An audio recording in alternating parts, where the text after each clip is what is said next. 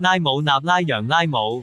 我們周圍所看到的多樣性真是令人驚嘆，不同的形態、不同的顏色和不同的特性讓人震撼。當你嘗試去創造一些東西時，它遵循着因果法則。你有一個父親，因為他也有一個父親。你的祖父，這是一個連續且神秘的過程。誰來誰去？為什麼會發生這種事情？是無法解釋的。創造者有一個奇妙的系統，我們也具備創造某些事物的智慧。有些人能做到，有些人嘗試，有些人則失敗。解脫之路也是類似的，有些人走一條路，有些人可能走另一條路。你可以乘火車、飛機，甚至步行去德里。你可以在80秒內到達月球，同樣你可以在腦海中許下願望。心靈可以在一瞬間到達目的地，當心靈能到達時，身體也能到達，但這種可能性的比例非常低，以至於我們無法看到它。